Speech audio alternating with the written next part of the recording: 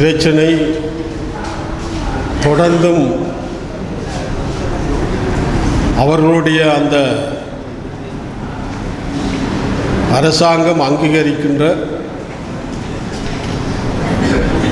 அரசாங்கம் அவர்களுக்கு கூடிய நிதியை கொடுக்கின்ற அந்த நிலை என்பது தொடர்ச்சியாக பல துன்பங்களை அவர்கள் சந்தித்து வருகின்ற செயல்பாட்டை இங்கு உரையாற்றிய அம்மையார் அவர்கள் எடுத்து கூறினார்கள். அது உண்மையான விடயமும் கூட. அவர்கள் இங்கு எதிர்பார்க்கின்ற ஒரு விடயம், நாங்கள் என்ன அவர்களுக்கு செய்ய வேண்டும் என்று எதிர்பார்க்கின்ற ஒரு விடயத்திலே அவருடைய ஆதங்கங்கள் இருந்தது. உண்மையிலே இந்த முன்பள்ளி ஆசிரியர்கள் தங்களுடைய சொந்த செலவிலே வேலை கிடைக்கும், நிரந்தரமாக்கப்படும், ஊதியம் கிடைக்கும் என்று தங்களுடைய சொந்த செலவிலே அந்த குழந்தைகளை கல்வி அறிவிலும் ஒழுக்கத்திலும் வித்திடுகின்ற மாபெரும் ஒரு தியாக செயலை செய்து கொண்டு வருகின்ற அவர்களுக்கு உண்மையிலே இந்த நியமனமும் கூடுதலான நிதியும் கிடைக்காமல் இருப்பது வருத்தத்தக்கது. ஆனால் இதிலே எங்களுக்கும் அவருடைய நிலைப்பாட்டை செய்து முடிக்கின்ற பொறுப்பும் கடமையும் எங்களுக்கு இருக்கிறது. ஆனால் பொதுவெளியில் சொல்கிறது சரியாக எனக்கு தெரியலை. நாங்களும் இதற்கு பிழை விட்டிருக்கிறோம் என்பதை நான் இங்கு குறிப்பிட விரும்புகின்றேன். எங்களுடைய மாகாண சபை இதிலே முழு மூச்சாக செயல்பட்டிருக்க வேண்டும் என்பது என்னுடைய கருத்து. அதற்கு நானும் பொறுப்பேற்க வேண்டும் என்பது என்னுடைய கருத்தாக இருக்கும். இந்த மேதனம் என்பது தொழிலாளர்களுடைய அந்த உழைப்பு, தொழிலாளர்களுடைய நலன், தொழிலாளர்களுடைய சிறப்பை பேணுவது மட்டும் இந்த மேதனமாக இருக்கக்கூடாது, இருக்க முடியாது. எங்களுடைய தேசத்திலே இந்த தொழிலாளர்கள் எப்படி அர்ப்பணிப்போடு தங்களுடைய அன்றாட வாழ்க்கையிலே பல தியாகங்களை செய்து வருகின்ற தொழிலாளர்கள் போன்று எங்களுடைய இனத்தின் விடுதலைக்காக, எங்களுடைய மக்களின் விடுதலைக்காக உணர்வு ரீதியான பங்களிப்பும் இந்த மேதினத்திலே நாங்கள் நினைவு கூறப்பட வேண்டும் என்பது என்னுடைய கருத்து. நாங்கள் இந்த மேதினத்திலே எங்களுடைய அனைத்து உரிமைக்காகவும், அது தொழிலாளர் உரிமையாக இருக்கலாம், அல்லது எங்களுடைய மக்களுடைய எங்களுடைய நிலம் சார்ந்த எங்களுடைய பிரச்சனைகளாக இருக்கலாம், இந்த விடயத்திலே நாங்கள் எப்படியான வழிமுறைகளை கையாள வேண்டும் என்பதை சிந்திக்கின்ற நாளாக இந்த நாள் இருக்க வேண்டும். எவ்வளவு தியாகங்கள் எங்களுடைய மக்களும் போராளிகளும் செய்து கொண்டு இன்றைக்கும் அவர்கள் தங்களுடைய லட்சியத்திற்காக மரித்த அந்த சிந்தனை இன்றைக்கும் துப்பாக்கி பிரயோகம் இல்லாத சூழ்நிலையிலேயும் எங்களுடைய மக்கள் ஒரு போர் சூழலிலே வாழ்ந்து கொண்டிருக்கின்ற நிலையையும் இன்றைக்கு தென்னிலங்கை அரசியல்வாதிகள் எங்களை பார்த்து நீலக்கண்ணீர் வடிக்கின்ற, ஏனென்றால் ஜனாதிபதி தேர்தல் வருகின்ற அந்த சூழலிலே நாங்கள் உங்களோடு நிற்போம் என்று சொல்லுகின்ற கருத்துக்கள் இன்றைக்கு பல வழிகளிலே வந்து கொண்டிருக்கிறது. ஆகவே இதற்கு நாங்கள் என்ன செய்ய வேண்டும்? எங்களுடைய இனத்தை, எங்களுடைய மண்ணை, தன்னுடைய உயிரை துச்சமாக மதித்த போராளிகள்,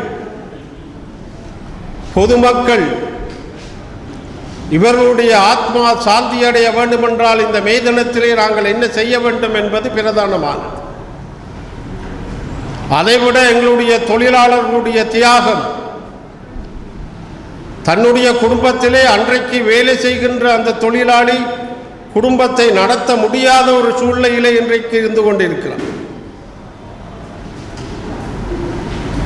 அப்படியான ஒரு நிலையிலே அன்றாடம் வாழ்க்கை பிரச்சனை இலங்கையை பொறுத்தமட்டிலே பொருளாதார நிலையிலே வீழ்ச்சி கண்டிருக்கின்ற போது எங்களுடைய தொழிலாளர் அன்றாடம் உழைக்கின்ற தொழிலாளர்கள் படுகின்ற துன்பங்கள் வேதனைகள் எங்களுடைய போராளிகள் மரித்த அந்த நிலைக்கு சமமாக. ஆகவே வெறுமனே நாங்கள் கூட்டம் போட்டு பேசுகிறது என்பதை விட இன்றைக்கு நாங்கள் ஒற்றுமையாக இன்றைக்கு இருக்கின்ற ஜனநாயக தேசிய கூட்டமைப்பு, அதே போல இந்த அணியிலே இந்த கூட்டமைப்பிலே அனைத்து தேசிய கட்சிகளும் இணைய வேண்டும் என்பது என்னுடைய பிரதானமான கோரிக்கையாக இந்த மே தினத்திலே நான் அறைகூவல் விடுக்கின்றேன்.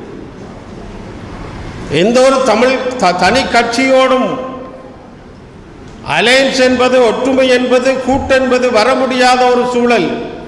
அது இருக்க முடியாது. அப்படி இருந்தால் அது கூட்டாக இருக்க முடியாது. அது நாங்கள் கண்ட வரலாற்றினுடைய படிப்பினையாக நாங்கள் பார்க்க முடியும். அந்த வகையில் எங்களுடைய மக்கள் எங்களுடைய நிலம் சார்ந்த விடயங்களை வென்றெடுக்க வேண்டுமாக இருந்தால் உள ரீதியாக மக்களை நேசிக்கின்ற, மண்ணை நேசிக்கின்றவர்கள் ஜனநாயக தேசிய கூட்டமைப்பிலே இணைவார்கள் என்பது என்னுடைய கருத்து.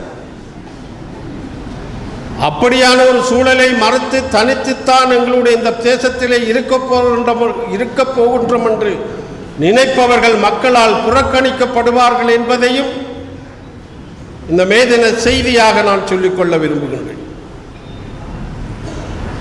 புலம்பெயர்ந்த நாடுகளிலே மிக ஆர்வமாக எங்களோடு இணைந்து வேலை செய்வதற்கு தயாராக இருக்கிறார்கள். அவர்களை நாங்கள் இணைத்து செய்வதற்கான ஒரு வேலை திட்டத்தை தமிழ் ஜனநாயக தேசிய கூட்டமைப்பு அதிலே நாங்கள் எல்லாரும் இணைந்து அதற்கான வேலை திட்டத்தை ஆரம்பிக்க வேண்டும். அவர்களையும் இணைத்துக் கொண்டு கடந்த காலங்களிலே தமிழ் தேசிய கூட்டமைப்பு இந்தியாவை, தமிழ்நாட்டை கையாள நினைக்கவில்லை என்பது துப்பாக்கிய நிலை. ஆனால் அந்த நிலையை நாங்கள் இப்பொழுது இருக்கின்ற இந்த கூட்டமைப்பு ஒரு காலம் தாழ்த்தாத தமிழ்நாட்டை கையாளுவதற்கான ஒரு முயற்சியை, ஒரு வேலை திட்டத்தை நாங்கள் வகுக்க வேண்டும். அப்படி வகுத்து தமிழ்நாட்டு தமிழர்களையும் இணைத்து செயல்படுகின்ற போதுதான் எங்களுடைய பலம் எங்களை வரலாற்று ரீதியாக சிதைக்கின்ற தமிழர்கள் வடக்கு கிழக்கிலே பூர்வீகமாக வாழ்ந்தார்கள் என்பதை சிதைக்கின்ற செயல்பாடுகளைத்தான் இன்றைக்கு இந்த அரசாங்கம் மெதுவாக செய்கிறது.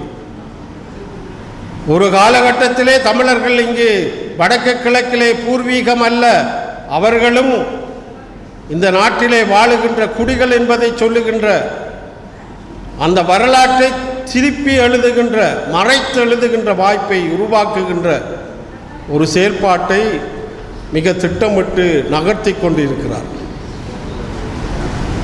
நாங்கள் போராட்டங்களை நடத்துவது மட்டுமல்ல, எங்களுடைய புலம்பெயர்ந்த உறவுகளையும் தமிழ்நாட்டு உறவுகளையும் இணைக்கின்ற போது இந்த மீனவர்களுடைய பிரச்சனையும் தீர்க்கப்படுகின்ற வாய்ப்பு ஏற்படக்கூடிய சந்தர்ப்பங்கள் உருவாகும். இந்த மேதினத்திலே எங்களுடைய மீனவர்கள் படுகின்ற கஷ்டங்களையும் நாங்கள் நினைவு கூற வேண்டும். தடை செய்யப்பட்ட மடிகளோடு இந்திய தொழிலாளர்கள் இங்கு வந்து எங்களுடைய வயிற்றிலே அடிக்கின்ற அந்த சூழ்நிலையை மாற்ற முடியுமாக இருந்தால் நாங்கள் தமிழ்நாட்டை கையாளுகின்ற அந்த நிலையிலே தான் அதை மாற்ற முடியும். ஆகவே ஜனநாயக தேசிய கூட்டமைப்புக்கு ஒரு கடமை இருக்கிறது. அந்த கடமையை நாங்கள் சரிவர செய்ய வேண்டும். அந்த கடமையை நாங்கள் சரிவர செய்தால் உண்மையிலே வெளியிலே இருக்கின்ற தேசிய கட்சிகள் எங்களோடு இணைகின்ற அந்த சந்தர்ப்பங்கள் தானாகவே வருகின்ற வாய்ப்பு ஏற்படும். ஆகவே ஒற்றுமை என்பது பிரதானம். எங்களுடைய ஆயுத போராட்டத்திலே நாங்கள் எங்களுடைய மக்களோடு சேர்ந்து போராடுகின்ற அந்த சூழல் இருக்கின்ற போது தென்னிலங்கையும் உலக நாடுகளும் எங்களை பார்த்து கொண்டிருந்தார்கள். தென்னிலங்கை பயந்து கொண்டிருந்தது.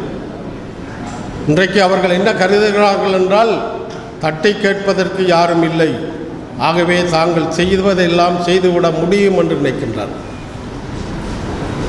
நான் ஒரு விடயத்தை சொல்லி முடிக்கலாம் என்று நினைக்கின்றேன்.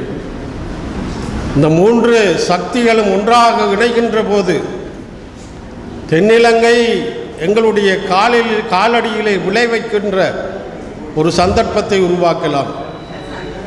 ஆகவே இந்த மே தினத்திலே எங்களுடைய கூட்டமைப்பு, எங்களுடைய மக்கள் சார்ந்த, நிலம் சார்ந்த, தொழிலாளர்கள் சார்ந்த, இன்னும் எங்களுடைய மக்களுக்கு இழைக்கப்படுகின்ற அநீதி சார்ந்த விடயங்களிலே அது முன்னணியிலே செயல்படுகின்ற சூழலை உருவாக்கும் என்பதை இங்கு நான் சொல்லிக்கொள்ள விரும்புகின்றேன்.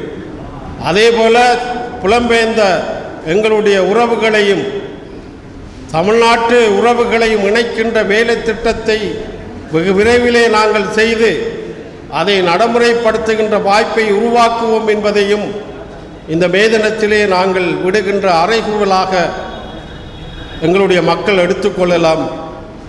ஆகவே இந்த நிலையிலே எங்களுடைய மக்களுடைய பிரச்சனையை நாங்கள் தான் முடிவுக்கு கொண்டு வர வேண்டும்.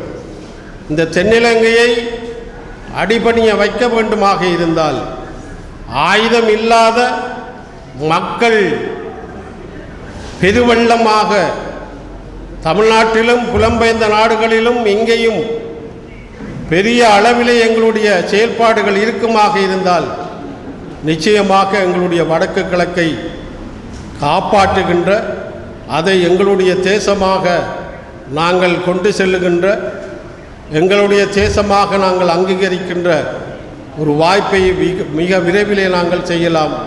அது தமிழ் தேசிய ஜனநாயக கூட்டமைப்பு நிச்சயமாக செய்து காட்டும் என்பதை கூறிக்கொண்டு உங்களிடமிருந்து விடைபெறுகிறேன்.